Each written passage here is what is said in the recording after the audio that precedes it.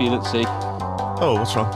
I'm all snuffly and nosy. I don't know why I started. Oh, you're not off with those getting allergies. COVID for the 8th time. No, are I you? can't. I can't get against it. But no, sure, I had the shot, so like I should be 77%. I know you can still get it, but nah, I should not. Nah, it's just snuffles. I don't know. Yeah. See, they reckon that a number of flu strains are going to die out because of COVID, because of people washing hands and not sneezing in each other's faces. Yeah, they reckon at least a couple of them haven't surfaced at all. But isn't that? Is that a good thing or bad thing? Because weren't we told years ago to use less soap and stuff because we were getting too clean, that superbugs would come and kill everyone, and which is what kind of happened. Well, not everyone, but... Yeah, but isn't that more in sterile environments? So like that's the MRSA, is that what's called? That stuff in hospitals where it's just like super clean. Like you're not going to get your house that clean, are you? I don't know. There was stuff. Yeah, I don't know. There were things there for a while, like stop using so much soap. Like wash yourself without soap. They were saying for a while. Right, I didn't hear that. Yeah, because there's too many. We're becoming too clean, and we have no resistance. Yeah, but was that like some dickhead on Twitter saying it, or was that actual advice from a government who had done a proper study, or was it like, you know what I mean? Like, was it... Who would you listen to there, though, Tommy? Gillian Keith or something like that. You know, yeah. What's the choice there? You know. I don't know. Listen to someone who's actually done studies or something, actual scientists rather than people who have doctorates spun off the internet or whatever it is. No, I think it was a genuine thing, but then this COVID thing has changed. I don't know. I don't know what the fuck's going on, to be honest. I haven't a clue. Yeah, well, I mean, there is that thing, I suppose, when you're a kid and, you know, you just stick everything in your mouth and then you get a great immune system and all that. Look, I still know plenty of people who stick all kinds of... Me too, yeah, but they're all sick. What's wrong with that? There must be an age where you should stop doing that. There's a particular area of Dublin, I think it's called the Purple... There's some kind of triangle.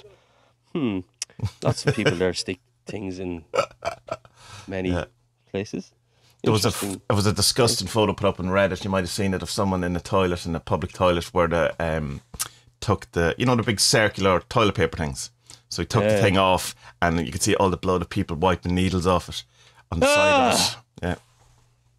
Oh no! You wouldn't see it if you were just pulling out the toilet paper, because it's on the side. Oh man! Yeah.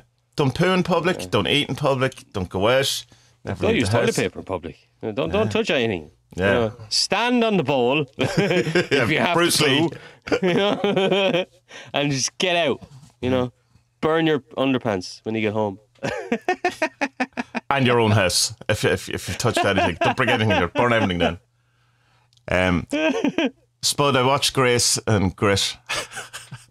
Ken Wilber movie. Making me watch it. Thanks for not making me watch it. So there's a new movie out of Grace and Grit, which is a book written by Ken Wilber about his wife getting cancer at the time they spent together. There's a new movie with Stuart Townsend and one out of American Beauty. Isn't that who it is? Mina Savari? That's her name? Someone. I think that's her. I last half an hour. I think I did well. American Beauty was the big thing she was in. But she was in those American Pies as well, isn't she? Yes, I think so. Yeah. Yeah, it's definitely one of the worst films I've ever seen in my life. Like, it's awful. It is cringily, embarrassingly, everything is just terrible. Like, it's... Why did they make it? Because, it's like, I mean, if you look at any of those kind of TV romantic movies, it's probably exactly the formula that people love. Like, it's not for me. Like, but it's just so, it's like, immediately you meet the two characters and it's kind of, they just go, oh, we're both brilliant and we both loved each other, and when we touched it was amazing. And you kind of go, right, that probably works in a book over 100 pages, not when you start filming and it's like 30 seconds in and you're meant to care about these people, and there's like this kind of a notion of that to keep writing about how wonderful each other. I couldn't do it. Writing letters to each other, like? No, writing journals, pages and pages of journals about how wonderful the other person is and how amazing they make me feel. Does that happen? That doesn't happen in the real world, though, does it? People do that. Well, it's certainly, you might, if you're keeping a diary, go, oh, I met a cool dude today, he was awesome. But like, there's like, she's sitting on the bed with and it kind of... Yeah, but that's like a 12-year-old girl with a diary. Like, Dear diary. There's about 6 full diaries that she's allegedly just filled out this one night, talking about how wonderful Kel Wilber is. Then the next day, there's another 6 new diaries. What she should have done there is, she should have said it was AWAS. and it was a teaching. yeah. That's. There was a voice behind to the left and to the behind going, the cab is in the coos. The coos are in the cab. What? Yeah, but yeah. Well, I mean, he does look like Ken Wilber-ish. Like he doesn't really have the voice or anything like that. But it's like, I don't watch it if you feel like you. It's 2 hours. I got as far as the diagnosis. And then I thought, this is going to get way worse now. So I just said, no thanks. I know. Well, look, I mean, you know me. I'm not much for movies anymore. I don't really watch that fucking Brian, my friend Brian, who told me to read The Hero of a Town Is Face or With a Thousand. Joseph Campbell's book. Yeah. So since reading that, I can't watch films. Just destroy films for me. Just thanks, Brian. And he told me. So like, thanks, Spud, for not listening to Brian. You idiot. And so it's just annoying now to watch them. But I really don't like sad films. I think probably the last sad film I saw was like Philadelphia or Braveheart. Does Braveheart count? Braveheart was sad. That's ridiculous, because I watched a bit of Braveheart the other day, because it was just come up on my feed or whatever, because I'll put that on because it's out in 4K now. Just have a look, and just the music comes in, you go, oh, what a film. It's just a brilliant film. Movie, excuse me, whatever. I must watch the end of it. Really, like, it stands up. Oh, that was the end of it. That's a sad bit. Oh, he died. No. Poor William. Freedom! It's my Ireland. Oh, I love that guy, the psycho Irish guy. He's great. Philadelphia was the other one where Tom Berenger. Yeah, Who was Tom it? Berenger. Tom Hanks. Tom Berenger. Got AIDS. Yeah. Very Did he different get film. AIDS or cancer? I don't remember. AIDS. Yeah. AIDS. I've seen that in the cinema. It's a good film. Oh, God. But the bit where he's talking into the lamp is weird. Like, I'm sure when you have like 3 films a year coming to Ireland, you know, you're going to go back in the day. You're just going to go to them, like, whatever's out. Back in the day. Yeah. I don't know. I don't know. It's hard. It's maybe there's a little bit of a HSP in me somewhere, because it's like you watch those films and they just make you so sad about them, feel sorry for everyone involved, and like, I love Ken Wilber. He's fucking genius, you know, and I think he's someone who'll go down in, probably not in our generation or the next one even, but he's someone that philosophy will look back on, and a bit like Nietzsche say. Nietzsche was well known in those circles when he was around, but he didn't really get an appreciation until, you know, a lot later, until after that. And then his sister tried to fuck that up by you're being a Nazi, which he wasn't at all. And then, like, so I think he will go down as someone really, really important. And I like him, and he's this week is hilarious. You can see he has a sense of humour. He has fairly regular podcasts. His website isn't even that expensive to join. I think is it $100 a month, or not a month, a year? Is it? For subscription? Yeah, it used to be quite expensive. Yeah, it used to be quite expensive at one point. So I don't know. This is obviously. Is this him making the film himself? Did he sell a script? I assume it's someone bought the rights to it. I can't imagine maybe, I don't know. That's just, I assume he sold the rights to the book. It seems like it's not kind of a pet project thing. It's like a proper made movie, like, you know. Yeah. So.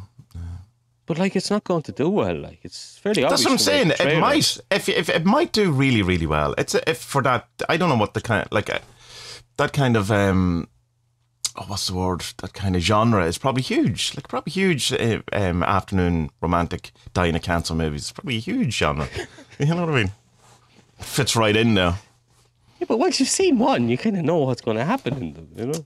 I know, but like that's the same way the people read all the chick lit and Mills and Boons. I have no idea, Tommy. Yeah, but people do. Something I ponder upon. Yeah, I know. I know they people do. Yeah. Like, yeah. But why? What's your problem? Wake up. Let people read the books they enjoy. Jesus Christ! Of course, but I'll just sit here in judgment, silent judgment. It's not that all the while just hating myself, because that's what judgment really is, isn't it? We all know that. Yeah, but hey man, the whole reason I went to my college was because Celia Hearn went to it, and she done well out of it. I was like, well, if they can teach her, they can teach me. And so far, I'm still waiting on the results, but I'll get there. I'll get there. I'll be fine. You know, I'll get there. Peter Kingsley has a new book coming out in September. Oh, that's funny. I had that written down here. I took a screenshot of his. But it's okay. You don't have to read it, because it's not for us. It's for people in hundreds of years. So that's fine. You can. The screenshot's not opening. Why is it not opening? No, I had something brilliant. Isn't that awful? No, where is it? It's on my phone then. I don't know. Oh, the camera's going to get all weird. Are you doing this on a film? Because people asked about making a thing, didn't they? Yeah, probably not. At some point, maybe. It's just, it makes it a lot more obvious when you edit it. And I mean, so we'll see. And then I have to worry about, you know, my hair and shaving and, you know, what's in the background. And so no is the answer. It's an audio only. Yeah, I don't know. Yeah, I used to do the film on with Seamus as well. It just became a pain in the arse to edit. Editing audio is far easy. Far easy. And it's not that even that, like, I don't really like editing or whatever. It's not like, it's just I really hate jump cuts and stuff. It really annoys me when I see them. And so I don't like, but you don't see them in, like, obviously you don't see them in audio. But you know, the YouTube thing, I know we've all kind of come acclimatized to it, that, you know, that constant click to make sure that there's no empty space. And I don't know, just I find it very jarring. I really prefer when you see like a YouTube, a vlog or something like that, and it's someone just talking and there's, you know, they're not doing. Yeah. Oh, of course, yeah, it's more natural and stuff. Yeah. I know. Look, you're talking to the choir here. I have no interest in it. Yeah, but I mean, if you want to, I suppose if you want to be big on YouTube, that's what you have to do. And, you know, what do you do when you don't like it? You know. I think I'm going to get back into it next year, because when I start writing this stuff, I'll have to put out some videos about it and stuff. So I'll get back into it next year, but not this year. But no, I 100% agree with you. Podcasts and... yeah, I don't know. It's a weird one to listen to a podcast. It's a weird one for even music now. For me, I'm so old. Like, I just like, well, wait now. You watch music? What the fuck is wrong with you? It's like, did you see this new Snowflake video that everyone's going nuts about? It's like the polar opposite of that. You know, the rapper who did the kind of satanistic one there. Oh right, yeah. So I think it's upsetting the opposite people. Does that make sense? Yeah. Okay, because that one upset religious conservatives, and this one upsets lefty liberals, I think. But, like, I think that's quite fun, because if music is upsetting people, then music is doing something right. The problem is that both songs are terrible. Yeah, it's just the music shit. The music's muck, and, like, this new one, the Snowflake song, it's like, is he still called Slim Shady? Is that what he's called? Slim Eminem? No idea. Dr. Dre's white ass. Yeah. Something. It's like his worst song. So it is. Like, the rhymes don't match up, and sometimes the rhymes are like, I'm cool, I went to school. It's really, there's no imagination. I will never play the fool. Ha ha ha ha. But it's a Bart Simpson. No, but look, it's a good thing that there are artists or whatever out there who are. I like that they're upsetting people, because, like, you know, you go back to like Woody Guthrie and all that kind of protest stuff. It's the same thing, just done in a different way. You know, Bob Dylan in the early days as well. He was rattling cages. Isn't it mad to think that Bob Dylan was, like, you know, public enemy #1 in America there for a while? That's fucking mental. Yeah. Acoustic guitar and a harmonica that he never ever learned how to play.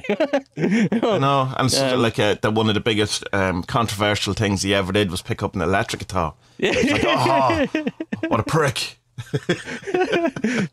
God, the world has changed quite a lot, hasn't it? Yeah, but not at all as well. Yeah, that's true. Come here, let me read you the last thing, because I was thinking about Peter Kingsley there, trying to think of what we talk about today.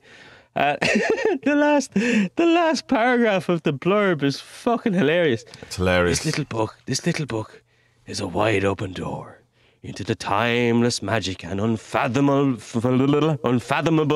mystery of our modern world has managed to forget.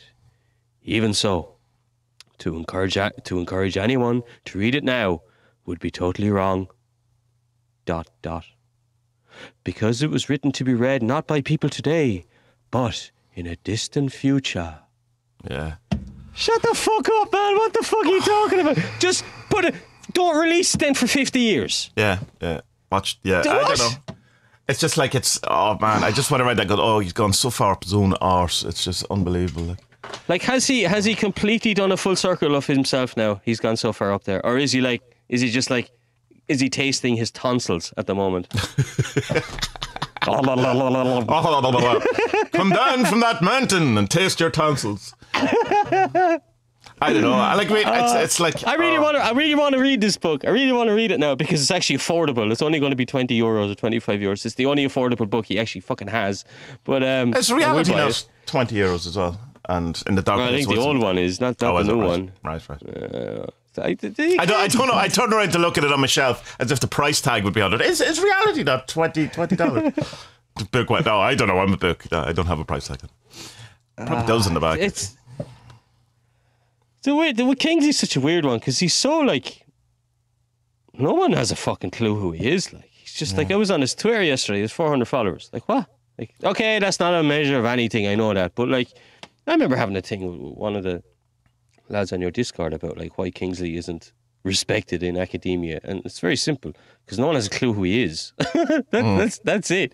He's just no one. You know, he might be right about all the stuff that he writes about. You know, I don't think he is, but it's just. But problem with the academia stuff is like I was asking questions on fucking philosophy on Reddit and all that. Yeah, it's just I remember that. Remember, and it's like, okay, like anyone who does know him is just, he's not given any kind of credence because his research is supposed to be pretty bad. And he puts himself into the stories. Like his books aren't really about what they're supposed to be about. They're about him finding out about the thing that they're supposed to be about. You get me? Yeah, well, kind of. Yeah, it's not that. That kind of makes it sound like, you know, it's one of those like investigative journalism type things. It's not quite that either. Or like John Ronson or Gonzo or Hunter Thompson. Yeah, it's not that. I'm the Hunter Thompson of ancient philosophy. It's essentially inserting himself in the story of the people he's talking about, rather than his journey towards it. That's the thing. But I don't know. Like, I mean, the thing that people who really, really like him say is that his studying and his references and all that are exemplary and above, you know, it can't be above reproach and all that. Yeah. You're entitled to say that. You're entitled to say that. But any academic person says it isn't. Yeah, so, I wouldn't know. So like, what do we do here? You know what I mean? Do we listen to the fans or do we listen to the academia? But like, well, he's shunned by academia. Yeah, well, yeah, but there's a reason for that. Is he shunned though? Like, it's like kind of as if it's shunned. But it's shunned because he's not known. Yeah, but that's what I mean. That's not really shunned. It's just like that's like me. Well, I'm shunned by philosophical academia. They don't talk about me at all or my work. Suppose, yeah. Yeah. I don't know. He's a hard one to figure out. I mean, you know, I've watched plenty of his videos and listened to talks and stuff like that. He seems to know his stuff, and I'm impressed by his knowledge of definitely. Like I'll put him in like the same thing as like a kind of like a new age writer, you know, rather than a scientific writer or something. That's kind of where he sits quite happily in my head. You know, someone who's, you know, taken all of these kind of ideas and made his own whatever. Yeah. And he's not Nietzsche or Carl Jung, like, even though doesn't he think he's Carl Jung? I'm not sure. He thinks Carl Jung thinks he's God, and so does Peter Kingsley. It's probably not the best way of putting it. But we're all God, part of God. Not the proper way.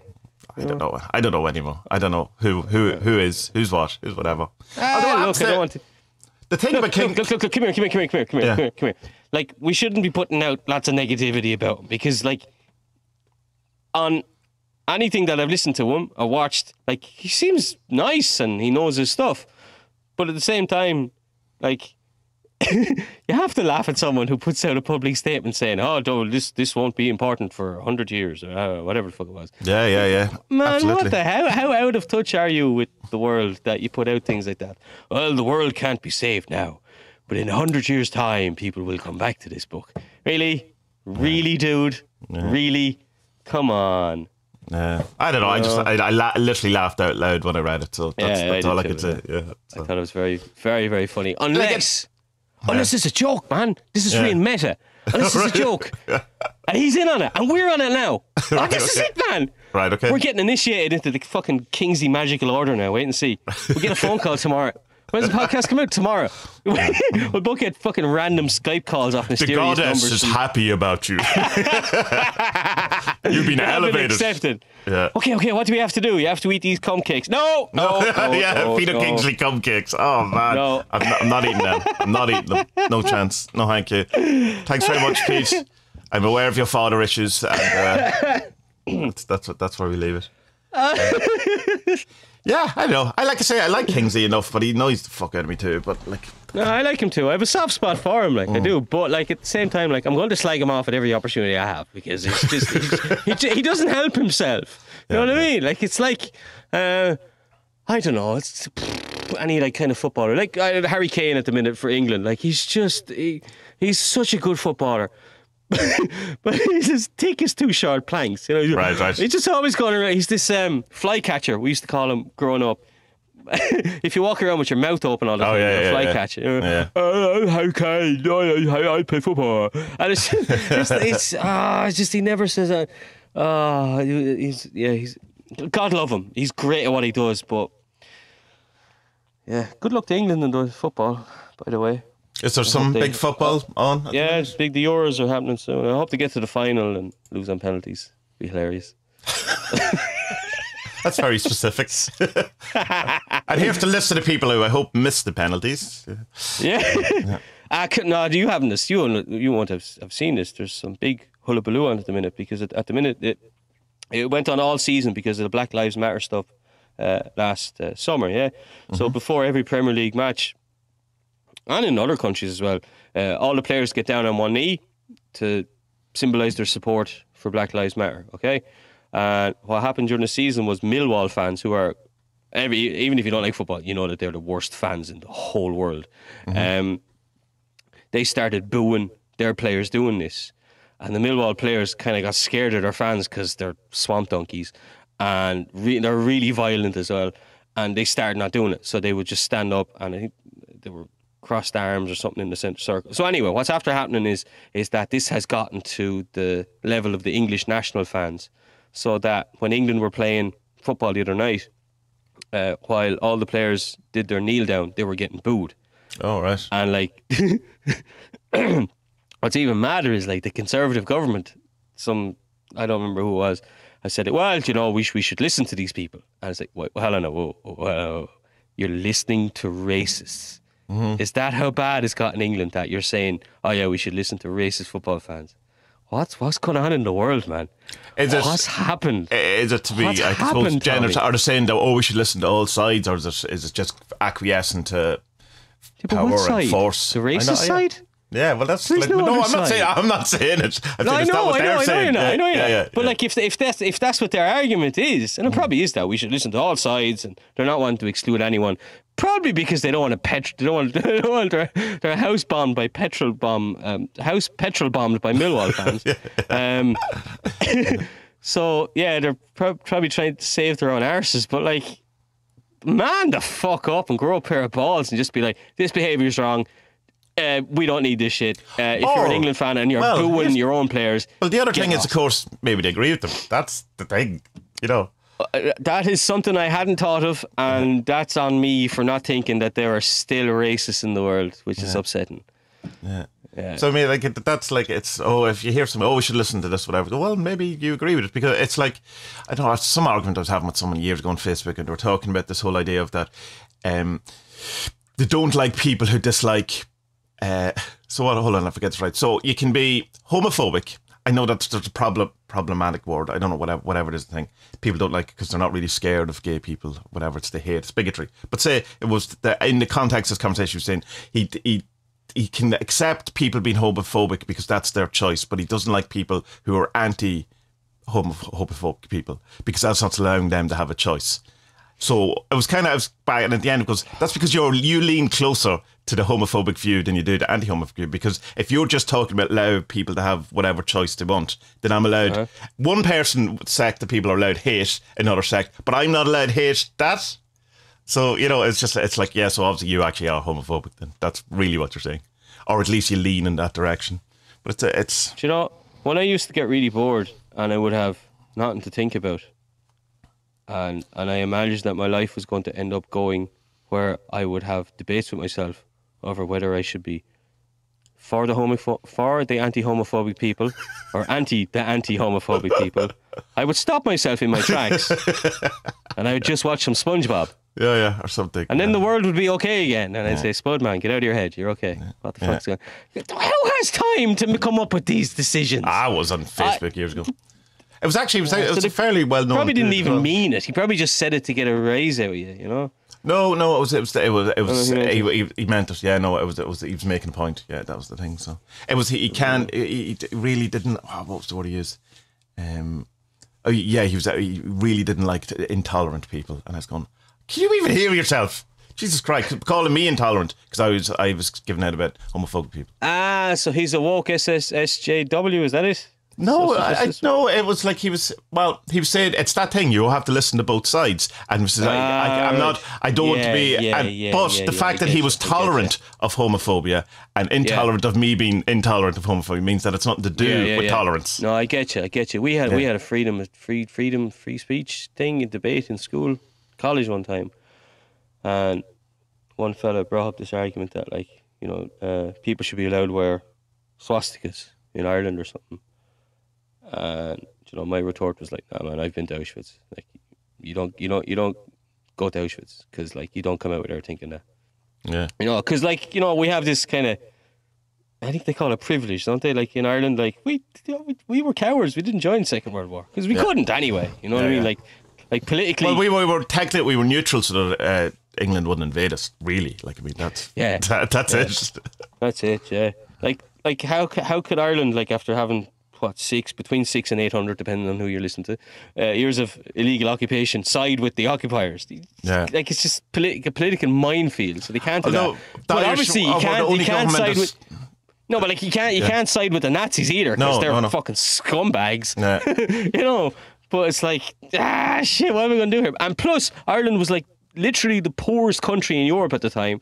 We didn't have any guns. Yeah. You know? We still don't really. We have one navy ship. So Ireland doesn't even have an army. It's a defence force. Technically, it's not even good enough to call itself an army. It's bad. We did send a written condolence note to Hitler when he was killed to the German government. That was a good move on our behalf. That was a good move. Churchill had a go at De Valera about that, but Dev got him good back about that as well. I don't remember. I have to look up what the two retorts were, but like, Churchill was an awful human being, a terrible man.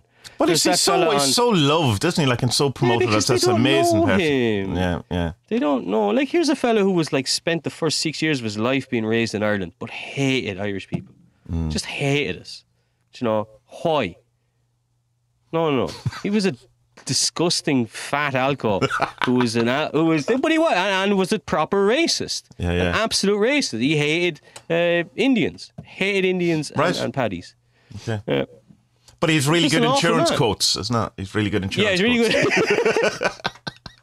good. Really good insurance quotes. God, we're in great form today, aren't we? Yeah. Let's give it a bit of everything. Yeah. I'm on day 17 of the Star Ruby challenge again, of the 30 days. So all right. Could be a factor. How's that going? Yeah, it's grand. Yeah, I'm enjoying it. Are you under magical attack? Is that it? Yeah, possibly. Yeah, it's grand. Like, I like the Star Ruby as a ritual, you know, and like particularly the kind of the stuff around it. I like screaming "Terry on!" It's like calling your child. Yeah, your dinner's ready.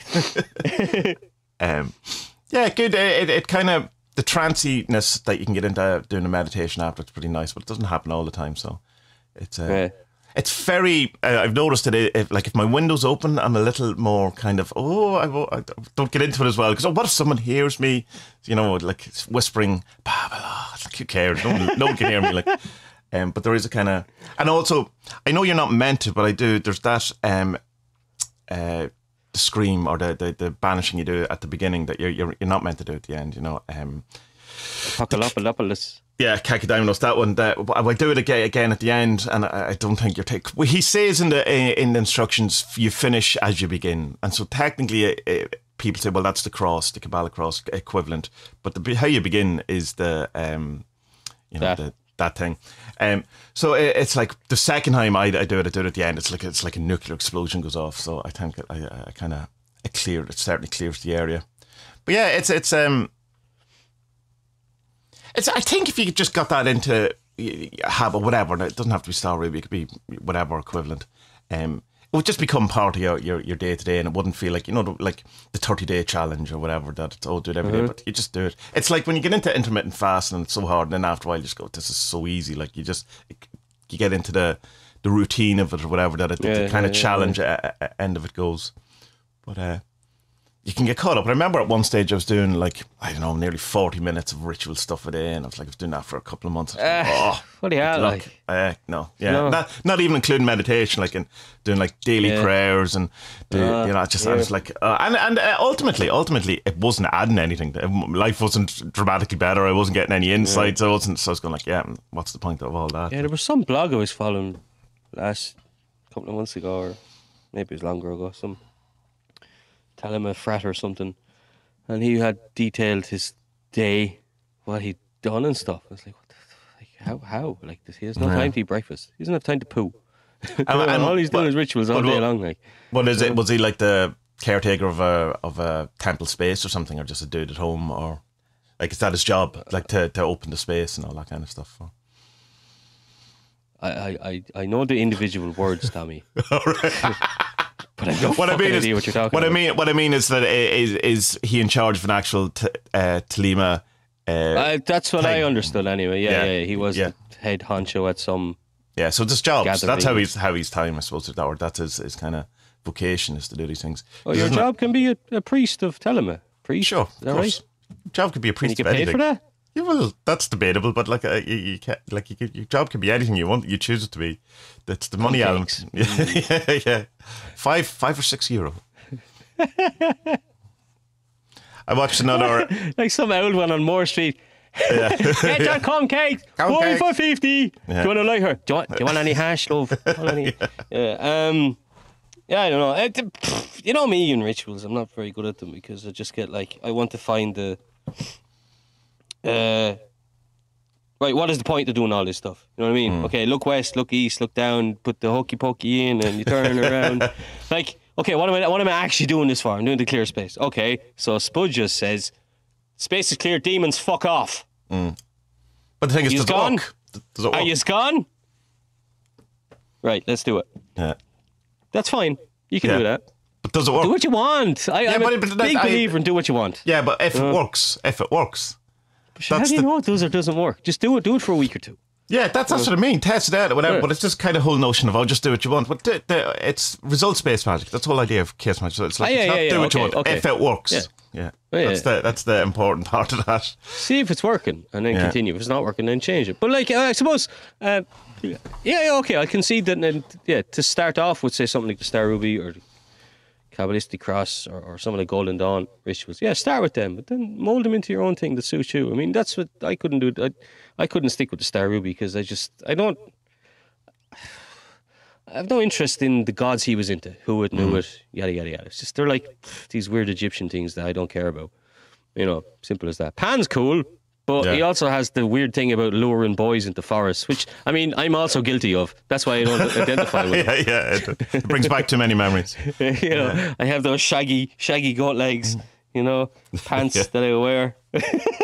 But there is a lot to be said too about like doing the rituals in the form that they are without immediately changing them, because you have to know why you're changing them or what is the reason exactly. And all that, Do them and then, well, this is my thing. Do them, find the points that are important, extrapolate them, and then make up your own.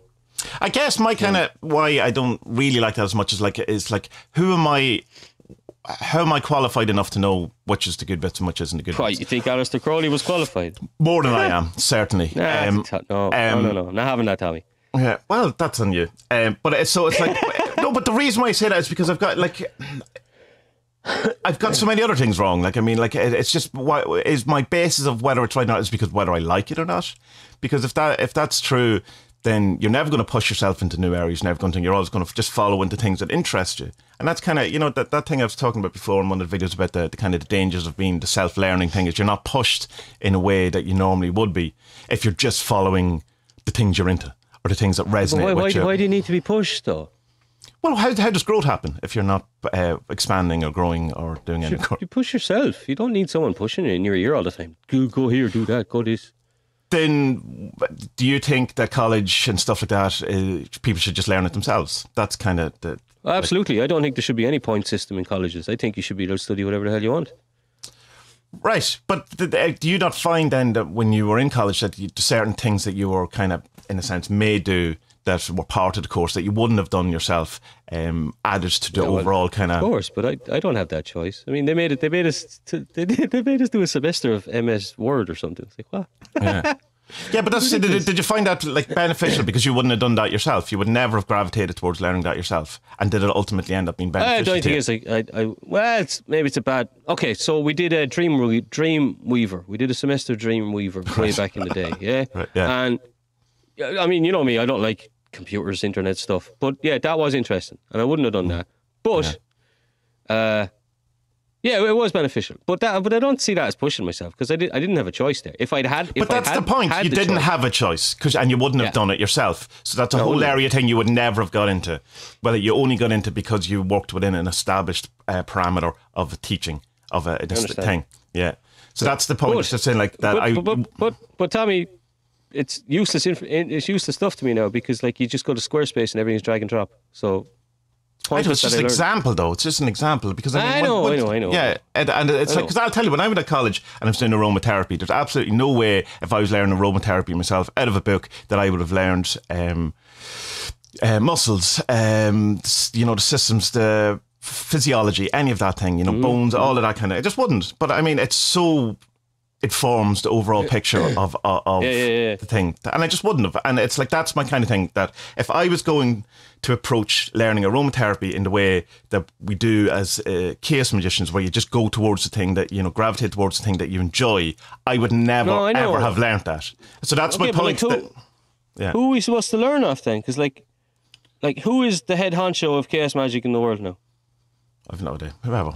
Pete Carroll probably still, isn't he? Yeah, but Pete Carroll is problematic. Yeah.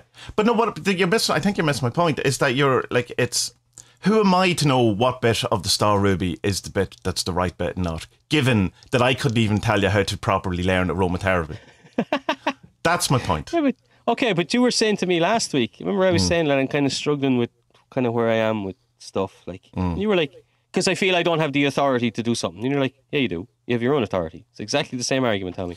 Yeah, no, my point with that was because you're saying that you felt I don't have authority to say it over to anyone else. I said, no, you don't. You only have authority for yourself, and that's all that matters. That was what my point was. Yeah. Okay. Yeah. So what's the difference in the argument here? Is this not semantics? You have your own authority over what you want to authoritize for yourself. Sure. You get me? But I will have a much better and wider learning experience if I don't just do the things that I like. That's my point. If I'm just going to do the things I like, I'm not going to learn the wider thing. I don't even know there's things that I like. But you're doing the Star Ruby because you like it. I do like it. Yeah. But I didn't. Where are we? We're going in circles here. I'm not. But I didn't. I did. The original point of the 30-day challenge was to do something that I didn't feel comfortable doing. To put myself out there and to do it by the book rather than immediately change it and turn it into something that resonated with me immediately. It was to do the foreign thing. To do the thing and see what was in it. And as it turned out, I really like it. And I wouldn't have had I immediately just changed it into something and changed all around it. No, that's just my point. Look, I totally get you, because it's like, there's plenty of times where I'm just like, I'm stuck with something. I'm like, fuck, who do I ask? Okay, I won't ask. I'll ask Tommy, and I get an answer I don't like.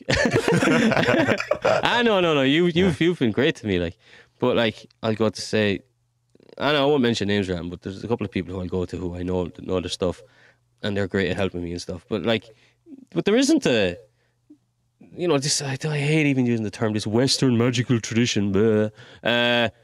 It's all, most of it has always been self-initiation type stuff, self-learning. It's the way it is, the way of the alchemist kind of thing. It's, you'd have to do your own thing.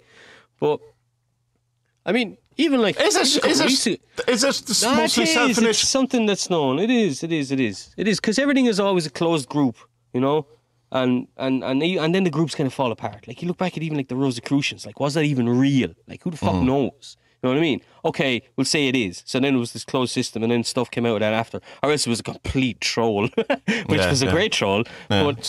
But like before my big thing there a couple of weeks ago, I was even having thoughts like, Jesus, I should where I am now, or then, was that like I need to devote myself to something because I'm on this path and there's signs along the way that you do things and you kind of hierarchy. Where am I going? There's goals that you reach along the way, goals that you score maybe along the way. But like maybe to do this properly, like maybe I have to actually devote. Maybe I need to like join it. Not tell him it. Yeah. As much as I love you, Marco, I fucking love you, Marco. But like, tell him he would say not to join Telma as well, though. He would tell me don't. Because if it doesn't suit you, you're going to know straight away. Yeah. But like, I'm like, geez, do I need to join a Buddhist thing or a Zen thing or a magic? Like, is there a Western thing? Like, what the fuck do I do here? You know? And then boom, I had that dream mystic thing. So I'm all right. Like, I don't need to do it. But I don't know, Tommy. I mean, you don't need to tell me to. You don't need me to tell you to trust yourself. You know, and you do trust yourself. So yeah. I think we're just slightly just not seeing each other's point. I suppose in that it's not to do with it's not to do with authority. It's not to do with trusting yourself. It's about allowing yourself to do something that it doesn't naturally fit with you, to fit it on, see how it looks, rather than just only doing the things you like. That's it. And by doing that, I've learned stuff that I definitely wouldn't have. That has been probably more helpful and beneficial to me overall than just doing and reading the books that I like because it agrees with me already. That's just it. I'm going to be watching Jonathan Pajot now all day. No, well, don't do that. But that's what you know me. Off. You know me. I've always done that, and you'll be going, "Why are you watching that?" Because I don't want to just listen to people who I agree with. It's a thing. It's like that. But like, can you not? And like, let them not. This isn't a personal attack, which obviously it will be. But no. I mean, can you not just kind of see the two sides of things more quickly? How do I know what the other side is if I don't listen to it? You make up your own mind, don't you? Yeah, but then that's me deciding what the other side is, rather than actually listening to what the alternative view. Okay. So, give me an example. In the George Floyd stuff, the man who started the Black Lives Matter thing. There were plenty of people who said, "Well, the cop, he arrested a criminal, and it's unlucky, but he died. So that's the end of the story." That's one point of view. It's the wrong point of view. But like, can you not just see that anyway? I don't know. I'm not too sure what you're saying here. I'm talking about like doing a Star Ruby. I'm not talking about a political kind of thing. Like I'm talking about actual, say, praxis or doing things. It's like saying, it's like reading, say, Daniel Ingram's book or something on Vipassana, and rather than trying Vipassana, you immediately just go, "Well, I'm not doing that. I'm doing my own thing. I'm just going to do what I like. I'm going to sit here and I'm going to think about fairies for 20 minutes, and that makes me feel great." And that now, who is anyone to tell me that I shouldn't be doing this? This is fantastic. I get an awful lot out of it. And you go, fine, but like, you're missing out on Vipassana because you're only dealing in things you like and you enjoy, and you're not trying to look at the stuff. And again, it's the same. It's not the end bit is not looking at your shadow stuff. It's not looking at the things you don't want to look at. It's only looking at the shiny things that make you feel good about yourself or agree with you. And it's like, so why, like, say with different people I've been listening to, whatever, it's to if there's a video and say it comes up on YouTube, go, "Oh, I don't want to listen." It's like Dawkins, it usually is, because I don't want to listen to that because I know what he says. It's like, no, I make myself listen to it because I'm avoiding it. It's not. It's like there's something in it that's annoying me, and so I want to look at that. I want to. Why is that annoying me? What is it that he's saying that I say I disagree with, but annoys me? So I have to look, and then I usually find out, and then it's like, oh, it's something that I don't believe that I think I believe, or it's something that I kind of I'm kind of hazy on, or that I'm just kind of unsure of, and or I don't want to be true, or whatever it is. But I'm never going to get there on my own, sitting there just reading people who agree with me, or listening to things that agree with me, or any of that. I can't. You may be able to. I certainly can't. Yeah. Okay. Yeah. Trying to figure out why you like annoying yourself. It's not annoying myself. It's challenging my ideas. It's the thing you do. It's the sledgehammer thing. It's the. No, I get you. Yeah. Okay. It should go. Let's look at like different so. I have, approach. Yeah. It's like I don't agree with a lot of Jonathan Pajot says. First of all, I have to know what he says, and then I have to know why he annoys me. Because if he didn't annoy me, then he just literally doesn't say anything. Okay. I get you. Totally get you. Yeah. It's like me with in the Magia thing the other day. Like I had a couple of questions over a couple of days where I had to take the sledgehammer to it because I found holes in it and just said, right, someone put me right here, and they put me right. Yeah. You and Nugan and who else was it? Whoever it was, and like no, okay, I totally get you now. It's just a different way of doing the same thing. Okay, yeah, all right. All paths lead to the same way. Yeah. Let's hold hands virtually. There should be a hand holding option, or you click on a Zoom and it goes hold hands. I was watching a rare thing. I was watching the football podcast a while ago, and there was a huge fight between two of the lads. And one of them, the younger lad who was in his like early 20s, he tried to like make it up with the guy, so he did like a virtual hug like that, with the hands like that. Yeah. And the older guy was just like disgusted. Right. He was disgusted. The look on his face. He got off the Skype. He didn't even say goodbye. He just got off the Skype call. Nice one. Hilarious. But come here, because like we're kind of, you can see that we're kind of at each other a little bit. Yeah. Is there something going on with the world? It seems a bit. I don't know. My mood hasn't been great the last couple of days, anyway. But my kids have been up the walls, man. Yeah, my wee man has just awful been super weird. He's like just won't listen to you at all, and he's not like that. What's going on? Well, Mercury's in retrograde, obviously, but I don't want to believe that. I don't like that. Isn't Mercury always in retrograde, depending on metro what? Metrograde? Gatorade. What did I say? Retrograde. What the fuck am I saying? I have Metatron written down in front of me, the angel. That's what I'm thinking of. I do. Retrograde. But isn't it always in retrograde depending on where you're standing? Because time isn't real, it's just a perspective. Oh, well, all of it is, it's not actually in retrograde, it's just it slows down, isn't it? It looks like it's in retrograde. It's not actually, from the point of view of the Earth. It doesn't actually do anything different. What's that? It does slow down. It does slow down. Does it? I thought it was just that because I have no idea. That it just looks like it's going backwards, but because it looks like it. Yeah, yeah, but it's not actually going backwards. It's not going backwards. So it's not technically in retrograde at all. No, because that's impossible. Time's a strange one, isn't it? Yeah. Time is very weird because like time is it's 24 hours long, but only on our planet. And like what about all the other planets? How long is it over there? How long is their summer? I bet you there's great summers on fucking Pluto. It's a bit chilly though. And like yeah, there was a lot of time questions I had with Magia reading it, just going, whoa, this is it's a great. I really like the book. Cool. Thought, everyone should read it. Is that the first time you've read it as a text? Not everyone should read it. Read it if you want. If you like it. Is that the first time you read it as a text, or did you read it as a text? Yeah, because I know he sent out the PDF a while ago, but it's just, like I really struggle reading EPUBs and PDFs when they're not fiction. Fiction's fine, no problem. Yeah. I printed out that PDF that time, so I was like, I did go through it, and it is. No, it's really good. Like, I mean, it's nothing like it's just kind of. I was going to say there's nothing new in it, but there's definitely a new kind of flavour to it, or a new taste to it. But I mean, it's the perennial philosophy in it. The note at the end is good because he says that like he kind of admits that the wiser by design thing, which I don't know anything about, to be honest. So, but that's kind of what he's hinting at, because I know that's what he did kind of next. That he was trying to reinvent the wheel, kind of thing, with that. And then he realised, like, fuck am I doing? I don't need to do this. I'm paraphrasing. Obviously, this isn't in the book. But like, what the hell am I doing? I just need to cultivate the practices, and it will help people. Which is like, yeah, grand. I think do those 3 practices and you'd be on the right road. Why can't I talk today? You'd be on the right road. Anyway, But also look into kind of where they came from. Look into the history of it. That's why, remember the Buddhism book I was talking about last week? That's why I like that more than Ingram's book, because it gives more of the history. This comes from here. And it doesn't go too far into each of the teachers and all that stuff. But it's like, okay, he came up with this idea, and he came up with it because and then you get an understanding of it, yeah. So I don't know. I presume like if there's a next book coming, that's kind of what it will be about. Isn't that awful? Someone releases a book and then straight away people, what's next?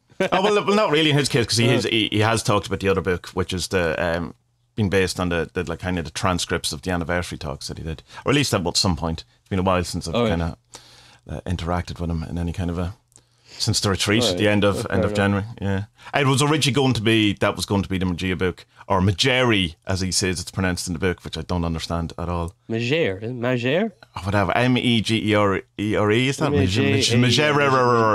Mager? Whatever way, you cannot make Magia out of it anyway. So, yeah. So it was originally going to be the text and then the kind of the commentary, like a la the Book of the Law kind of thing, I assume, which is the text and then the commentary after, or 2 commentaries, I think, in the Book of the Law. Right. Yeah. So I mean, that's to come, and he's talking. Hey, look, fucking passed my sledgehammer test, so no, well done. Not a lot of things, but not a lot of things get past the sledgehammer text. Did you listen to the latest Duncan podcast on the limits of magic? No, I haven't listened to it yet. No, it's very, very good. Yeah, it's very good. He's because it's kind of about the narcissistic way of seeing stuff, isn't it? Well, in a sense, but it's also about kind of, I suppose, his main, not his main thing, one of the things, and the thing that people seem to grab onto, is that we have in society or in life or whatever, the notion that if a person is unhappy is probably too strong, or in ill-content, not content or something, that the problem is always with them, and never, you never even question the circumstance. Yeah, and that that you have to sort that out. You have to deal with that. That's on. As if you've, in a sense, you have to become just, the object has become as resilient as possible to absorb all things, rather than going, well, maybe part of the circumstance of modern world is a bit shit, or is a bit hard to deal with, but it's like you can't say that in a sense, because if you're unhappy, or you think you have to sort it out, you individually, the burden's on you, rather than the kind of system that we find ourselves in. And that can't possibly work, because it's like, it's like, why are you sad? My kid died. Oh well, that's on you. Fuck yourself. Yeah. But it's kind of he's kind of making a point that it's pervading so much stuff, like that. It's like, because he's talking about CBT as a therapy and how that is kind of filtered into modern society, and remind me of CBT there, will you? It's the cognitive behavioral therapy, and just that the limits of it, and that even the person, he mentioned that the person kind of came up with it, very openly, sees that there's not that he sees it, but from the very beginning, it's obvious that there's limits to this, or there's a flaw, whatever way you want to look at it. But it's become kind of accepted that it's been true, even outside therapy and stuff like that. And it's just going like, well, maybe let's look at that again, But there's the opposite thing too, is that to a large extent, these things are true, in that an awful lot of things about how you view the world, or your thoughts, and you're getting over traumas, all of these things are not up to you, but changeable by you. It is part of your journey or whatever. But it's kind of, I suppose, knowing where the point is, it's that old thing of like, God help me to know the things I can change, and the wisdom to know that whatever, I can never remember the thing. But it then kind of filters, I suppose, if you take that CBT stuff and then you filter it into the new age thought of that, if you don't have money consciousness or wealth consciousness, like you're poor because you don't have wealth consciousness. It's like, people are poor in certain things because of bad political decisions, or the deliberate political decisions, or there's a bigger kind of structure involved in that no matter how resilient or how much work you do in yourself, there is parts of your life that you cannot change, and that is going to cause disease and dissatisfaction, and all you can engage with then, I suppose, is distance yourself from the dissatisfaction bit of it, but it's like yes, like if your kid dies or whatever, don't ever tell anyone. You're allowed to be sad, you're allowed to be sad. But even like for how long? Well, you have to get back to work though. Come on, it's been a year and a half. It's you need to start getting over this. It's like, I don't know, and maybe so. But I don't know. It's just there's some. I don't know where the line is, because. Like, do you give up? The line's going to be different for everyone. Yeah, that's true too. Yeah. Like, there's some people who are like, there's some fucking funerals of family members I've been at where like, this is grand. All right. Yeah. It's expected. You know what I mean? Yeah. It was coming. Or you didn't like them. Yeah, I'm glad you said. Yeah, well, How are you reading my mind? Well, you're gone. I can't hear you. Your Zoom itself is censoring you. No, Spud's about to say something. Let's quickly get the buzzer on. My dad's ringing me here, probably telling me someone's dead. Oh. God, won't it be awful if that happens? Jeez, touch all the wood. Touch all the wood everywhere. Just obviously it's going to be different for everyone. And like, yeah, it's plus it's for grief can get you out of nowhere as well. Like, it can just... I had a thing recently about an auntie of mine. We didn't always get on well with, but like a couple of weeks ago there, just did something hit me out of nowhere. I was like, you have to deal with this. Okay, right. I'll deal with it.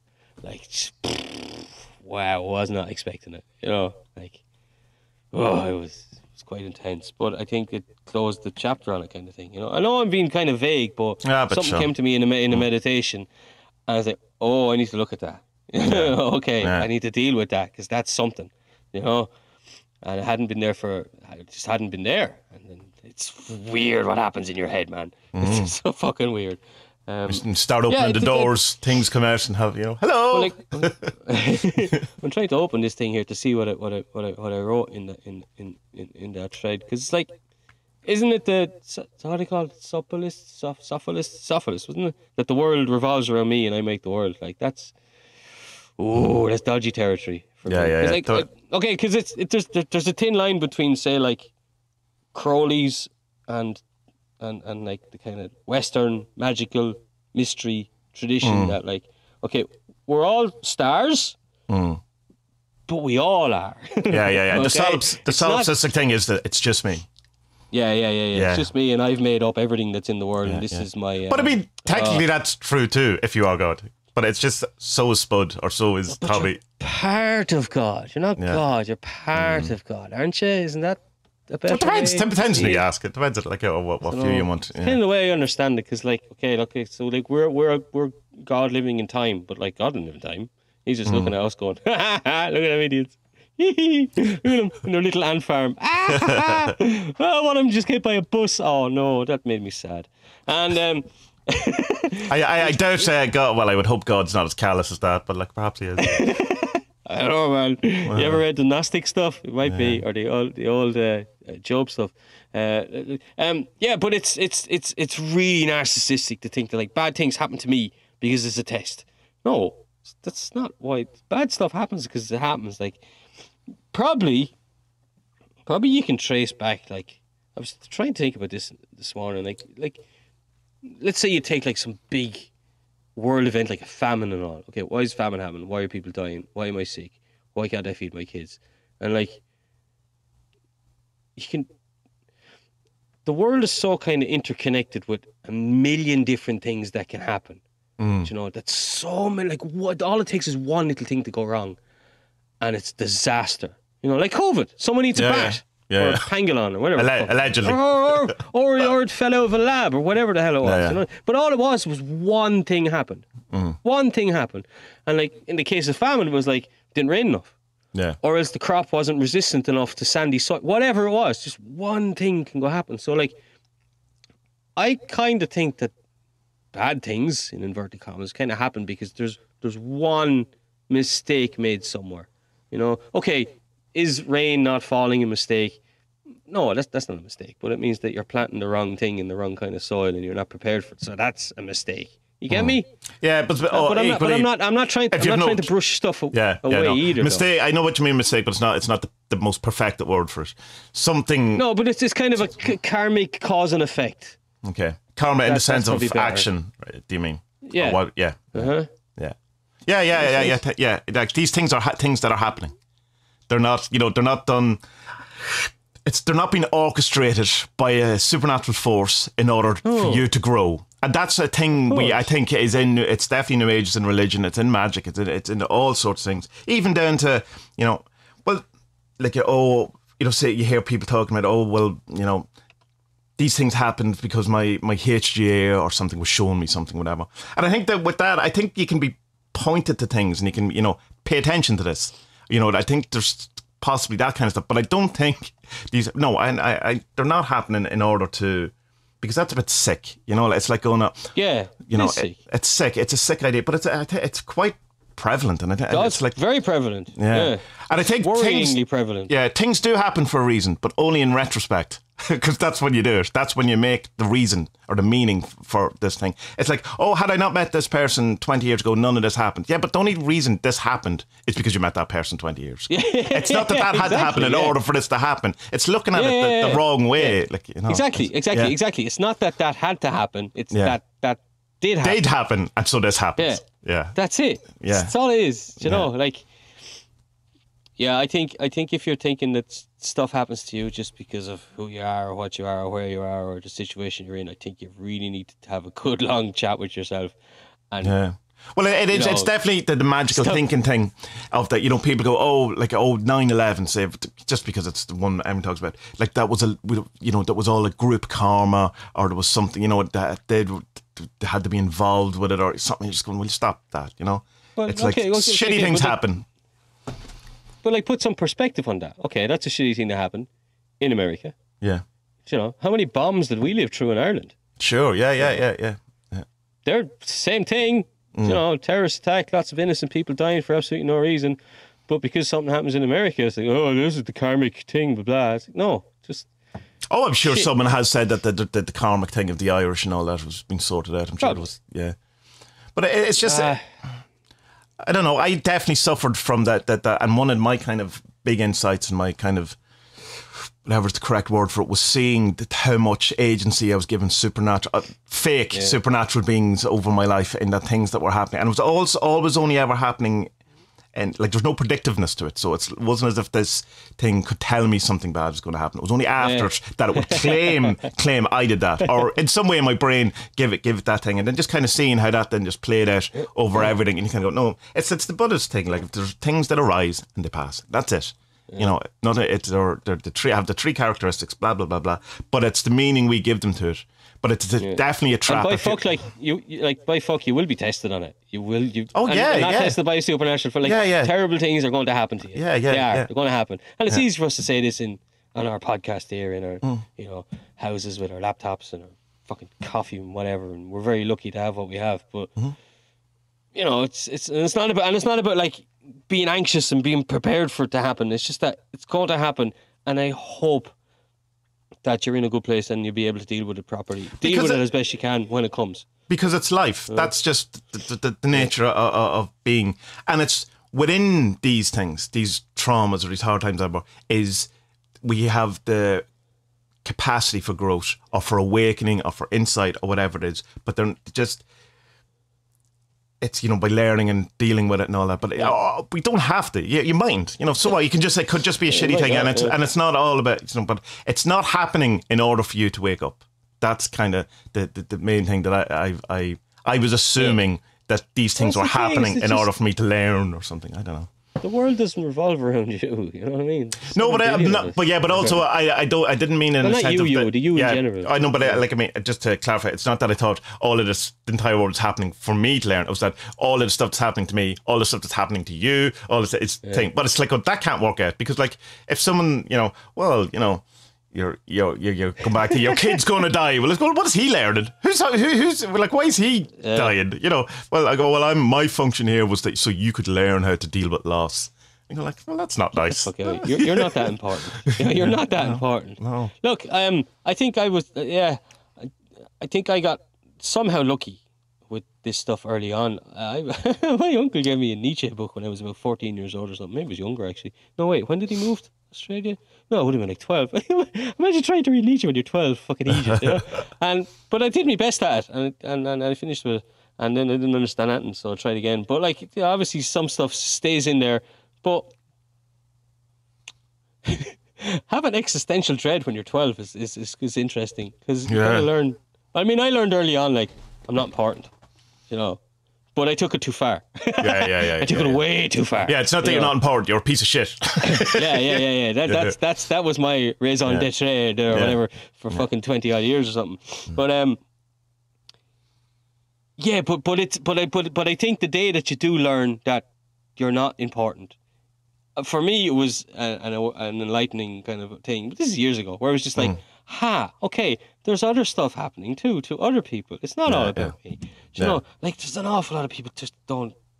And I'm not like, oh, look at me in my tower looking down at people. That's not the way. But like, you see, there's so many just self-involved nonsense. And it's like, calm the fuck down. Like, you know, it's life. You know, not everything is a lesson. Hey, look, you can learn from everything. Yeah, sure. Not everything is done to you. Yeah, it's not like it's not happening to you. Like the universe isn't, or life isn't happening to you personally. Deliberately, like is God up there on like a 1950s typewriter coming up with scripts for fucking Karen in Ohio's life so she can sell more fucking fake crystals on Etsy, you know? Yeah. But it's equally, I suppose, the opposite. If you think bad things are happening to you, you also have to stop thinking good things are happening to you because you're special or whatever. You know, the equivalent, it has to be on both things of the spectrum. It can't be just, you know, it's like, oh, I'm blessed, so there I'm, you know, God loves me more or loves my opinions more or has, you know, whatever. It's like, no, like it's both ways. Do you know what? Do you know what the good thing for that is that the first couple of chapters of Reality Transurfing we were talking about pendulums. Like, pendulum. You learn about pendulums and that just, that'll blow your mind because you're like, that's what you can just see stuff faster, and you're like, that's what it is. I'm clicking onto this nonsense for no reason. And it's the same, the Magia thing, it's roles. I mean, you can see it, you know, your own pendulum, and it's kind of the family roles and all of these type. It's the same. I think that the pendulum thing, does that predate? It has to predate Magia, does it? Anyway, doesn't matter. But that was the one where it twisted my mind. Anyway, clicked more than the roles thing. I think because it must have been. I know my timeline is so weird. I can't remember when I came across these things. It couldn't have been because there's roles in Wiser by Design. So anyway, the pendulum thing in Reality Transurfing really explained it to me. That really kind of hit home on. Oh yeah, because I remember you putting up the meme in the Facebook thing. It was pendulums everywhere. But it's true. They are everywhere, and you just gotta keep an eye on them so you don't get. Yeah, I mean. The worst thing, look, we said this before, the worst thing about all this magic stuff, spirituality stuff, is that you can become far too in your own head. Like, there's other people in your house, so kind of get to know them and hang out with them. They're nice people. You made them. You know, but like, I suppose it's a weird thing because of the whole Corona thing, people have just been on their own a lot. Like, I mean, I don't think I did. I don't know, like, would I have done all as much spirituality stuff as I'd done if I had, I don't know, what am I saying? I work at home. I don't see anybody. Of course I would. Well, you don't know because you might have got a job. You might have had to move. You might have been working at you know, who knows what. But it's like all this happens for a reason, Spud. You know what I mean? That the Corona happened just so you could wake up. I mean, come on. Oh, come on, get out of here, will you? No, I can't see that. But like that kind of shadow of having a thing of like low confidence, feeling or feeling little self-importance, that's always there. It's always going to be there. Like, you can't gobble that up and make it go away because it's everywhere you walk. Your shadow is. You know what I mean? So well, that's the way I see them. There is cocaine. You know, I mean, that's that's the antidote to that poison. Brings its own troubles. It brings its own. Cocaine is useless because like it just makes you this super happy, confident person who is like great with girls, but then you get the girl back home and your dick doesn't work. Like, what the fuck is good in that? Like, it's this huge cosmic trick that God is trying to teach you something. See what they did there? And it's just it's the most narcissistic drug because you're just like, I'm the best in the world, and who are you? Yeah, I'm gonna bring you home, and we're gonna. And then you get home and you're like, what's wrong with me? You know. Might not be a true story. That's specific. It's not even.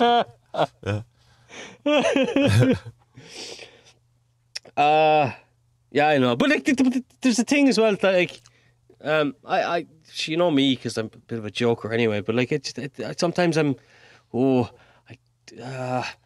when stuff gets taken a little bit too seriously, I just get a bit wary or a little bit like, kind of pull back on a bit from stuff because it's like, yeah, look, this is all grand and all to be doing this stuff, but you know, I still have to cut the trees down, or I still have to mow the lawn, or like, it's just like, don't. But it's a weird one because like you want to be awake or enlightened or whatever it is, you want to be individualized, as Carl Jung thing, individuation. What would be the adjective of that? Who knows? You want to be that great person as good as you can be, but like you also have responsibilities in your life and stuff. There's no point in being like, I am the guru who this. Okay, so have you got money to pay your phone bill? No, it's fine, but I'm happy. Are you? Okay. Yeah. How are you gonna ring your mother? She's not gonna be happy. It's okay. I don't need her. I have bliss and happiness everywhere I look. Okay. Apart from when I look at my mother. Your chip. Yeah. Don't know, man. Yeah, it's one of those things. No matter like any amount of insights, whatever that I've had, whatever, like you still catch yourself in the moment going, Christ, I've learned nothing. In some particular moment, you just go, oh, what good is any of this? When okay, well, please, will you put that down or whatever it is you're saying to you? Will you just stop screaming? Whatever it is, that you're dealing with. Usually with me, it's a 2.5-year-old in Woodies who wants to break everything. And you go, just hold on, be mindful of the situation. Yeah. That's not what happened. Yeah, deal with it. Yeah, while he's smashing fucking chandeliers and woodies and stuff. I'll be very, very mindful of this nervous breakdown that's occurring in my brain. Oh yeah, I can see it happen. I can see it. Mindful of never bringing him out into the public ever again. Yeah, Sure. I was saying to my therapist, and I was talking about that I get an awful lot of headaches now since having a kid and stuff like that. And he's going, people say if you're mindful enough, you can you can get rid of the headache. And I go, well, I could be thumping you in the face constantly, and you can be as mindful as you want, but you're still going to be thumped in the face. Yeah. He just went, yeah. I suppose, yeah. That's the thing. Is like I remember saying to you ages ago. Like, I mean, there's no way like you can reach enlightenment with kids because like your patience is tested 24/7. Well, not 24/7. They're not. They're wonderful. They're amazing kids. Like they're hilarious. But like, your patience is still tested. Well, I think it's probably a good kind of. It'll keep you grounded way more than if you're sitting in a cave without interacting with people. Because I know myself, I can get into a very kind of blissful, happy, meditative state, being in my office all day, and then when I go out into the war, which is the real world, how quick I can't do that. And so that you kind of go, well, the whole point is it's easy to sit here surrounded by all of the things that are conducive to but then you go into the world and you go and you immediately fall apart and you go, well, I mean, obviously that's where the work is, that's where the thing. So I like that. I like the idea of sitting in a cave for 20 years or under a tree and going, but I think you're probably better off sitting in your kitchen with kids screaming around. And just a funny thing in that, like that's what the whole like the monastic kind of life. Like we have this idea of people, they do their work, but they do a lot of their meditation and contemplation, and they become closer with the oneness and the absolute and all that kind of stuff. But like, they're not fucking children to raise. I know, yeah. There's a good bit in, because I bought that Big Mind book. There's a good bit in that before he gets into the... Oh, is there a book? An actual book? Big Mind book? There is a book, yeah. Ah, nice. Is it just the same format, or should I just read it? There is the middle part of it is the format, which is a bit weird to read and not be in it. But anyway, he gives this thing in the final paragraph or two before he gets into the facilitator and the different voices that, like, the world is in a weird place. It was written, 10 or 15 years ago, maybe more, 15 anyway. It's like, look, the world's in a weird place. Like, we need to. I liked what he said. It's like we need to tear down the walls of the monasteries and just like let this be out and open, so that people don't have, so people can have access to this type of spirituality. Look, Big Mind we're talking about is this thing. Kempo Roshi, Merzel Roshi, is that his name? Alex he was connected with Integral and Ken Wilber and all that stuff, but I don't think he does it with them anymore because he was a bit randy. Yeah, with some women. It's a bit touchy feely with the crowd. You're not allowed. But it was one. I think he had affairs, but he left his wife for one particular woman, and that's when it all fell apart. But like, hey, look, I mean, at least it was an consenting adults kind of thing. He wasn't consenting as it was, but anyway. It was an ordained priest, though. It's not the kind of the. Yeah, that's the thing. So it's basically, it's kind of like being hypnotized into having an awakening, because he does this thing called voice dialogues, which is a thing he hadn't come up with, but Hal and someone, I don't remember their names. They come up with this kind of therapeutic thing where they're like, right, they sit down with someone and they say, right, we want to talk to the warrior aspect, and you're like, okay, who are you? I am the warrior. what do? I make sure the self is always safe. I look out for everything. I make sure they're fine at all times, but I'm, constantly on guard. And then the next one will be, okay, I want to speak to the wounded child. The wounded child. Oh, I'm the wounded child. I've had years of trauma. My parents didn't love me. Ah. So eventually he brings you onto these like different. Then you have. We'd like to hear it from the mocking Spud. The wounded child. Oh, the fuck! My parents didn't love me. So he brings you on this thing of like 20 or 30 voices or whatever, and at the end of it, you're supposed to have this like awakening moment with the absolute. Yeah, what you do. It's like heroin. Like I've watched this video 5 or 6 times by now. It's my heroin. Just watch it, just go bing. There I am. Hello. Yeah, but you can't get an erection. Amazing. It's very weird. You have full awakening experience, no erection. It's like useless to you. But to get back to what the point is that to tear down the walls of the monasteries and to give the teachings to the people so they can use it in their lives and have nicer, better lives. I think it's fair play, man. Good job on doing that. Yeah, and I think the world will be a better place if we were all a bit more chilled out and but it's the danger, I suppose, as well is that taking what's just happening, like the Google mindfulness, taking it out of the context of where it was actually come from, and you kind of sanitizing it and stuff like that. Where it's like, well, there is a darkness to meditation that, if you can't just take that out of the book and go, oh, no, it's fine. It's just stress reduction. It's like Duncan goes on about all the different time. Though. The audiobook was telling you about the brain of Siddhartha. I think that's what it was called. It was a Guardian science writer who wrote it. He speaks about these mindfulness techniques that have been invented by Westerners for things like drug addiction, smoking, stress relief, stuff like that. And they have, from the academic research, and there's so much of it now. This stuff works. Yeah. As long as it is packaged as this is the type of mindfulness. This is mindfulness for stress relief, for anxiety. Like, this isn't Vipassana. It's not Vipassana. So I think, there is a thing that people who do Vipassana or do Metta or whatever meditations, they look at like, oh, there's Jenny doing her mindfulness. She has no idea. She's about to get hit by a 10-ton truck when she crosses the abyss. Jenny's not going to cross the abyss. Well, but the problem is, as Daniel Ingram pointed out, people are getting those experiences from doing this mindfulness, and there's no system set up for them to deal with it. For the surrounding things, and it is happening. That's the kind of issue. I know. He says that. Yeah. I know he says that, but he doesn't give any proof to that. Whereas this Brain of Siddhartha book has lots of evidence. And he says no one has had a bad experience at all from meditation. Is that there's no proof of any bad experience from this type of meditation? Is that what he's saying in the book? No, he didn't say that, but it just doesn't come up. He's like, no, you're getting me wrong here. Right. This isn't the meditation that will bring you to these places. Yeah. It's made not to. It's made just for anxiety, depression, stop smoking. Wouldn't mindfulness meditation naturally bring you there anyway? How does it stop it? What's the function? I didn't make them up.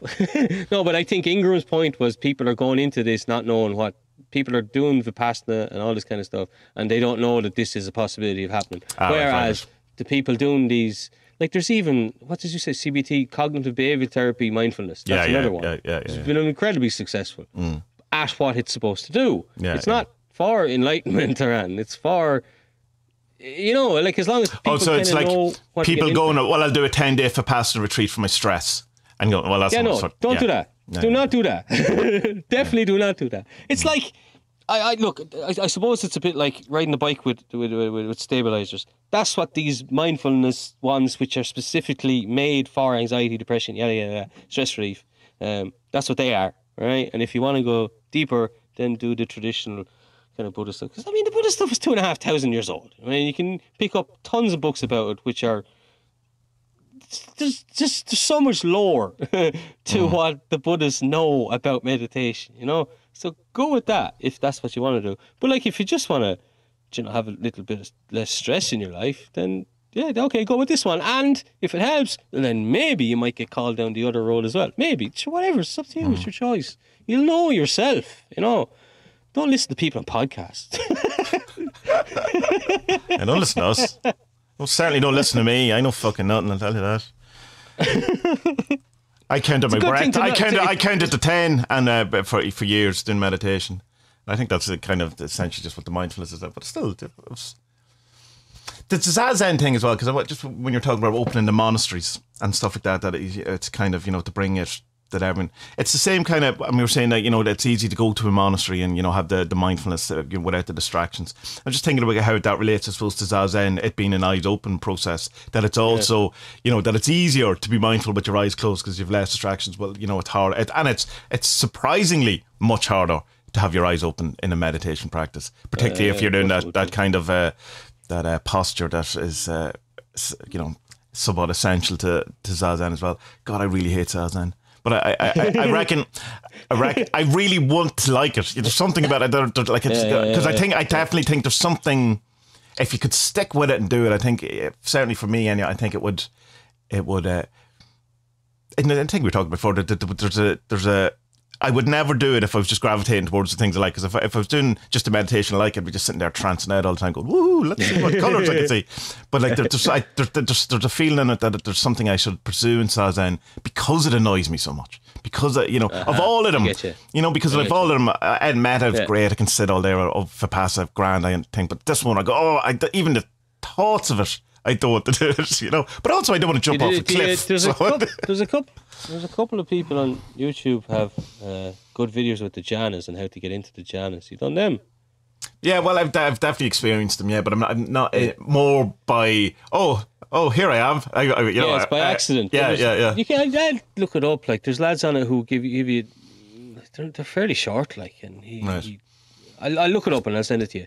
Cool. And he has a thing about how to get into it. Four of them, isn't there? Isn't there 4 classical ones? Yeah. They're fun. It's good crack, like. Yeah, cool. Do send me that. Yeah, because I mean, certainly the ones. It'll be interesting because I remember having this thing going, oh, this is what people call jhanas, obviously, and it'll be interesting when I get to them and go, oh no, this isn't where I was. Where the fuck was I? Where was I? Some completely different. Or you arrive and go, yeah, no, I know this place.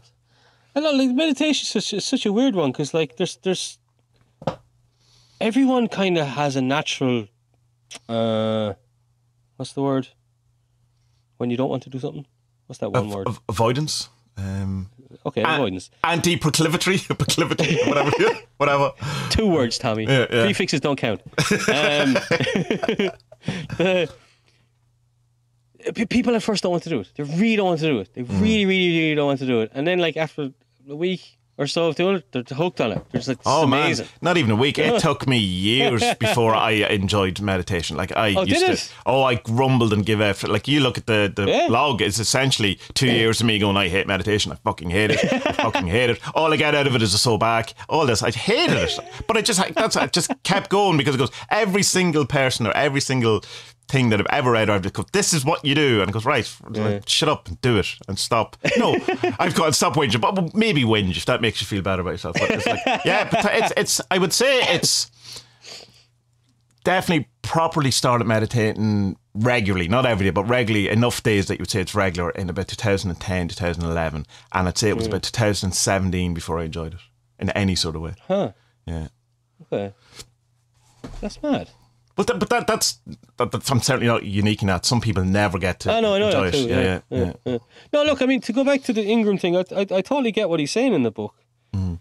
But my understanding of it was that people are going into this and they're doing the past and they're getting into these states and they don't really know kind of what they're doing. And, like, the traditional kind of Buddhist approach is a bit better that way because, like, you got to sit for fucking months. I think all is kind of point is that within these there should be at least an acknowledgement that there is a darkness to it. Whether, because who knows, like, where someone is on their spiritual path. And if you give them the stress-free mindfulness, might be enough of a trigger to get them into some thing. Yeah. And if the person that organises or who's doing it is unaware of these things, will not be able to help them. And plus as well, like, the studies I'm talking about, like, these are people that are in therapy. They're not like, it's not some randomer off the street. Hey, buddy, you want to try some mindfulness? Yeah. Let's see what happens. Here's a $5. You want to do a survey? Next thing do you want to do a personality test? Yeah, Tom Cruise is, isn't he? Yeah, Tom Cruise is leading this CBT mindfulness. Yeah. He's just on the couch going like that. I done a couple of those surveys on Grafton Street. Oh, did you? Two girls, and there's a room above. Oh, there's one of the shops there that sells cards, and it's kind of a sweet shop as well. And you go above there and you do a survey for half an hour, and they give you a tenner, and they give you a sandwich and a can of Fanta. It's like the best day ever. Is it like the Scientologist one, or just no? Random It's not Scientologist. That's down on Abbey Street, isn't it? Yeah. Don't know if that's still there, to be honest. Yeah, don't do that one. No. But these they ask you, do you want to do a survey? Have you got an extra? Have you got half an hour? Like, and we'll pay you. I'm like, yeah, of course I have a half an hour to get paid. No fucking problem. Sign me up. Can I come tomorrow? Same survey, different answers. Whatever you want. I'll tell you whatever you want. So to get back to that thing, I just want to make sure people are clear on this now, because I don't want to be dealing with this all week on Discord. Yeah, exactly. I don't want to be dealing with this all week. All right. In Ingram's book, he's saying that people are doing Vipassana and these strange experiences are happening. I believe him. Okay, but in the other book, they're saying that people who were in therapy were using a specifically designed meditation for the thing, for anxiety, depression, get off smoking, and to help them get off drugs and stuff as well. So they might come from the same fruit, but they're different trees, which doesn't happen, I know. But just go with me here, all right? Yeah. You know, they're two different apples from the same tree. Is that okay? Yeah, he has like at least 6 videos talking about it on YouTube if you want to hear what Daniel thinks about it. Just Dark Night of the Soul, mindfulness. Daniel. No, look, I agree with him. I'm sure, like, it wasn't Barford's first podcast was all about this. Yeah. You know, he was saying like, this is the dangers of this. So like, kind of. Well, he's kind of saying I wouldn't ever recommend meditation to anyone. That's his kind of, or magic, or if you're doing it, we can have a chat. But I'm not going to recommend it to someone who's never done it. So. It's fair, I suppose. Yeah. It's like someone selling their used car. Look, I'll sell you the car. I wouldn't buy it. Right? I wouldn't. I really wouldn't buy it. Like, to be honest, I'm saving you money and I'm saving you heartache if you just get out of my house. Don't talk to me. Leave me alone. All right, just why am I doing this podcast? You know, what am I doing? Like, annoying myself. Yeah. Duncan should just do a podcast where he reads bedtime stories. I think everyone would be happy with that. All the Americans on your Discord would fucking love that, wouldn't they? They all love your voice, Duncan, if you're listening. Sleeping with Duncan. Time to get into bed now. We'll all get cuddly. Maybe have a cuddly toy with you. A hot drink. We'll all get coming and talk about Uncle Sid. ASMR. Yeah. And then one night he drinks a beer or two and gets a bit randy. And then it turns into a weird sexual. Yeah. Hey, fan. Yeah. Hey, fan. Yeah.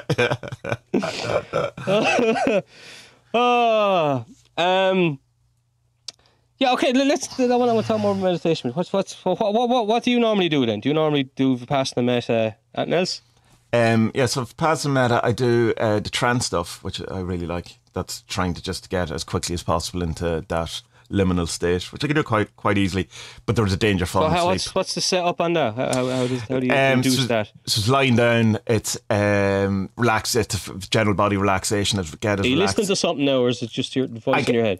No, I find that the listening to thing it start off good, and then I end up I'm listening too much to the music rather than switching my brain off. So it's literally nothing going on, and it's just allowing your brain to do whatever it wants and not criticizing it, not doing anything. Just kind of it kind of a bit like but you're not noting it. You're not like naming it or doing that. It's just kind of, and then there's a thing where just looking at what it does. And it usually gets very quick into imagery or thoughts, but you don't hold on to anything. And then, that bit where you're nearly going to sleep and you could switch it, but you don't. And then you're kind of in a state of, if someone walked into the room, you wouldn't jump with a start. You're aware where you are, but you're also kind of switched off. It's that. Yeah. But what's that come from? Because it sounds a bit like, you ever do Nidra yoga? Sounds a little bit like that, but that's guided stuff. Right. Nidra yoga, it's fun, man. Give it a try. It's like tripping. It's brings you places. That just came out of doing journeying and just finding the best way. Right. So I mean, if I have a deliberate intent of what I want to do or something, definitely the shamanic drum beat is great for that. That, you know, or a heartbeat or something that's, you know, steady, but not like something music that's going in and out or, you know, up and down, has, you know, fluctuates in any way. A drone or a drum beat, something that's hypnotic in that kind of sense. And then you know, I always, when my mind's going insane, I'll go back to counting my breaths. Like that's always the foundation of it all. See, like, isn't that the reason that you're taught Vipassana first, so that when you do get into like weird situations where, like, I don't know, Karan's on is chasing you around a fucking wheat field or whatever, you can come back to your breath. Yeah, you know, isn't yeah. that's basically the reason? So you can just say, Karan's on, piss off. I'm gonna go back to my breath and leave me alone. Yeah, just center yourself. I also sometimes do where I'll use the center of where I feel I am as my attention. That's where I focus my attention rather than my breath. So I'll always keep coming back. So if I find myself you mean like wandering, a body part, or you mean like no, you like know, what, where Earth? no where if you close your eyes and where do you reside? That point, I'll keep coming back to that. That's yeah. Okay. And I find that's very interesting, because then you start seeing that, oh, hold on, the thing that I think is me, I'm looking at the thing that I think is me. And that's very weird. And, you know, so I go, well, so that isn't me. And then you go, but who's the thing that's looking at me, Yeah. And so you get into a very weird... Who's the thinker that thinks the thoughts? Yeah, so you kind of get this, you know, that... the, you know, like video feedback of Yeah. So I assume at some point that snaps and then you realise that you don't exist or something like that. But that I've never got to that bit where you do and you don't. Yeah, of course. But that's an interesting one. It's just seeing and then, you know, looking at the quality of that. What is that? How does that feel? What does it really? You know, what's the sense of that? Well, you know, kind of not exactly describe it, but, you know, okay. And you can kind of go, that's very weird. I didn't realize that my sense of self was brown or whatever, you know, or, you know, that or that it feels old. It feels really old, or it has a very, you know, as if he's wearing a cloak, and then the next day he's not. But it's in that moment, what is that? Well, you know, just really kind of looking at it and really kind of get the feel of it, or the flavour, or the taste, or whatever it is. Like, look at it as a very much, you know, from a sense point of view, like, just rather than trying to work out what it is. You know, like okay, whatever, it's me, or it's not me, whatever. But going, how does it feel? What does it look like? What is it? What is the? And none of those words. It's not feel, look, or any of that. It's just what is it as a thing, rather than what is its function, or what is it? Yeah. That you're just doing kind of, is it strict Vipassana at this point, or what are you? Yeah. I'll do Vipassana, but if something comes up now and I want to go into it, I'll go into it. Yeah. If not, it's just. And do you start with like do you go straight out? Do you do body scans? Do you what's your actual? So for people who don't know what Vipassana is, probably maybe describe it then. I suppose what you actually do. So it's. You're counting your breath, okay? 1 is in, 2 is out, and then if thoughts come, they come, and let them go. Don't judge them, don't think about them, they're there and they're gone, everything is impermanent, you know? But that's your first kind of lesson of Vipassana, but then the more you kind of do it, then the more you're allowed kind of go into stuff. So stick to Majee's fire practice. You know, if something comes up and you think it's a shadow, it's a shadow. Yeah, know? yeah. And it's the same with Vipassana. So like if I think something, like the thing I told you about, this anti thing, that came up. Yeah. And it was like, okay, I have to look at that. And then I'll just follow where it goes. I'll just let the story tell itself. Not judging it, not tending not to it in the sense of... No, but it's like not being in it, but just watching it as if it's a kind of film play out or something. Okay. And then at the end, then I'll make up my mind about what that was. Or I'll... not make up my mind. I'll investigate a bit further. I'll have a good think about it. What was that? Why was I told that? What should I be attending to? Stuff like that. So that would be it. Meta as well. I love Meta. Meta's great because it's just hugging the world. Even the people you don't like. You know. Do you do... in the Vipassana, just before you go, do you do any of the noting thing or the thing that Ingram does of the, you know, sapping the things, just kind of, because he reckons he can get up to about 30 things noticing in a second, which is extraordinary. Maybe you can. I don't know. I could certainly get up to like near 10 anyway. So, I mean, it's quite easy. If you're not actually saying the word, it makes it so much quicker. If you're just acknowledging the sensation of, you know, you've been... It's not that your attention's been drawn to the wind, to cat, the car outside, the sky. Yeah. My hand, But like, my arm. I don't know, man. I don't think my brain moves that fast to have 10 thoughts in a second. Well, he would say this is to cultivate it. That's the idea, is to get good at it. Yeah. Right. No, I remember that bit. I remember you're bringing it back to me now. No. At the start, I would have been noting like, what is that? What is that? What is that? What is that? But now, no, I don't bother now. Just move past it, you know. So that meta, and then I'll do beloved, Magia beloved. Sometimes I do the fire or Vipassana. It kind of just depends. I want to change it up. No, and will you decide beforehand that because I find that sometimes I go, I'll just change it, but it's usually because I'm getting bored. And you go, no, what I've made the decision is that before I start my meditation, I'm going to decide what I'm doing, so I don't just I would never change. You know, I wouldn't change anything halfway through or 5 minutes in or anything like that. But even sometimes, like if I'm getting nowhere with the beloved, I'll go back to that Israel Regardi Bornless one, which is fucking 8 minutes of it's a pain in the arse to listen to him for 8 minutes. I have firmaments above and below. I was telling you this. I have my own written with my own kind of things that I know the names of better than his weird ones. Because I know they're barbarous names and stuff as well, and I know they're not. But like, anyway, it doesn't really matter.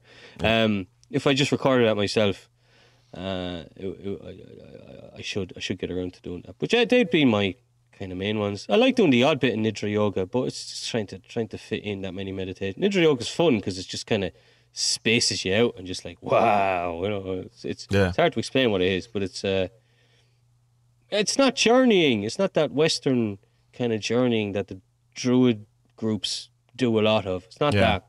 Or bringing you somewhere to meet the Watcher at the gates, and it's not that at all. There's a lot of kind of body position changing in it.